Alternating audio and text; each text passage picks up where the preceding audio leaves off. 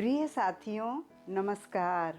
गुड्डी का पिटारा में आप सभी का स्वागत है। आज की कहानी है राजकुमारी के नए कपड़े। एक दादी एक दिन अपने 7 पोता पोती, ग्रैंडसन्स, ग्रैंडडॉटर्स को लेकर बाजार गई। उन्होंने बच्चों से कहा कि आज तुम लोग अपनी पसंद की 1000 रुपये तक की एक एक ड्रेस मेरी तरफ से ले लेना। एक अच्छी सी दुकान में जाकर बच्चे अपनी ड्रेस पसंद कर करके पहन के देखने लगे। 1 घंटे के बाद सभी ने अपने लिए एक एक पोशाक, ड्रेस पसंद कर ली, सिवाय एक बच्ची के जिसका नाम था राधा। उसे कुछ पसंद ही नहीं आ रहा था।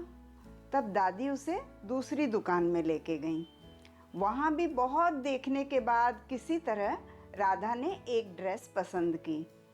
फिर वे घर आने के लिए टैक्सी में बैठे तो दादी ने धीरे से राधा को कहा, अच्छा हुआ तुमने ड्रेस पसंद कर ली, वरना तुम्हारी हालत उस राजकुमारी की तरह हो जाती जो अपनी किसी ड्रेस को भी पसंद नहीं करती थी।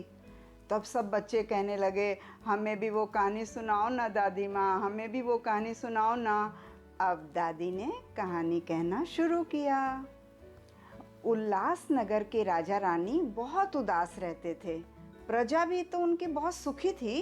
राज्य में किसी बात की कमी नहीं थी, पर उनके संतान नहीं थी, इस बात का दुख था। एक दिन उनको पता चला कि उनके राज्य में एक जंगल है जहाँ अगर सच्चे मन से प्रार्थना की जाए तो मन में जो इच्छा होती है वह जरूर पूरी हो जाती है। इस पर प्रार्थना करने से देवी प्रसन्न हो गई और प्रकट होकर देवी ने पूछा, आपकी क्या इच्छा है? सिर झुकाकर राजा और रानी ने कहा कि उन्हें संतान चाहिए। तब देवी ने कहा कि जल्द ही आपको एक कन्या, बेबी गर्ल की प्राप्ति होगी, पर उसमें एक कमी होगी। वह रोज केवल नए कपड़े ही पसंद करेगी, इतना ज़्यादा कि जीना मुश्किल हो जाएगा। तो अब आप बताइए कि आपको ऐसा बच्चा चाहिए क्या? राजा ने हाँ कर दी। अब उनके घर एक बहुत ही सुंदर कन्या का जन्म हुआ और उसका नाम रखा गया बीना। राज्य भर में खूब खुशी मनाई गई। बीना धीरे धीरे बड़ी होने लगी और बीना हर रोज एक नई पोशाक चाहती थी। एक बार पहने हुए कपड़े को वो दोबारा पहनने से साफ मना कर देती थी। पहले तो राजा रानी राजकुमारी के लिए नए नए दर्जियों से नई नई पोशाक बनवाते रहे, पर बाद में उन्हें दिक्कत आने लगी। उन्हें देवी की बात याद आई और फिर उन्होंने राजकुमारी को देवी के पास ही समस्या के समाधान के लिए, प्रॉब्लम के सॉल्यूशन के लिए भेज दिया। देवी ने अब राजकुमारी से कहा कि वह रोज एक ड्रेस राजकुमारी के लिए भेज दिया करेगी, पर शर्त यह है कि राजकुमारी कभी भी अपनी ड्रेस की अदला बदली किसी से भी नहीं करेगी। जिस दिन भी वो इस शर्त को तोड़ेगी उसी दिन से राजकुमारी दुखी हो जाएगी। अब फिर से घर में खुशी का माहौल हो गया, क्योंकि जो देवी थी वो रोज राजकुमारी को एक नई ड्रेस भेज देती थी। पर ये खुशी भी थोड़े समय के लिए ही रही और फिर धीरे धीरे राजकुमारी सुस्त पड़ने लग गई। एक दिन एक पर्व आया, फेस्टिवल आया, और उसमें क्या हुआ, राजकुमारी ने देखा कि एक लड़की साधारण सूती साड़ी पहनी हुई है और बहुत ही ज़्यादा सुंदर लग रही थी। सब उसी की तरफ देखकर उसी की प्रशंसा किए जा रहे थे। राजकुमारी को अब जलन होने लगी। देवी से की गई शर्त को वो भूल गई और उसने उस लड़की से साड़ी मांग ली और अपनी ड्रेस उसे दे दी।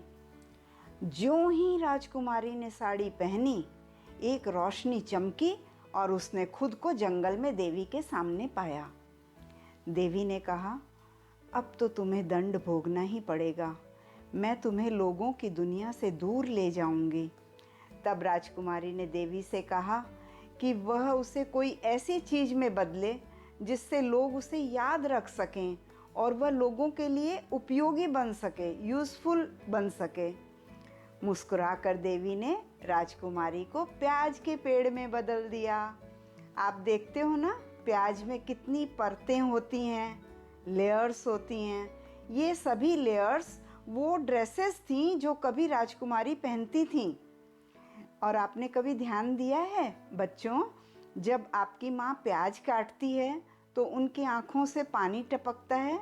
ऐसा इसलिए कि राजकुमारी की प्रजा के रूप में हम सब लोग दयालु और सुंदर राजकुमारी की याद में आंसू बहाते हैं। कहानी सुनते ही राधा घबरा के बोली, दादी माँ मुझे राजकुमारी जैसा नहीं बनना, अब से मैं ड्रेस के लिए इतनी जिद कभी नहीं करूँगी। तो इस कहानी से हमें क्या शिक्षा मिली? इस कहानी से हमें यह शिक्षा मिली कि कपड़ों को, ड्रेस को, रोज़मर्रा काम में आने वाली साधारण साधारण चीज़ों को, कॉमन कॉमन थिंग्स को इतनी अहमियत, इतना इम्पोर्टेंस मत दो कि हम अपना वास्तविक अस्तित्व, रियल एग्जिस्टेंस ही भूल जाएं। हरि ओम।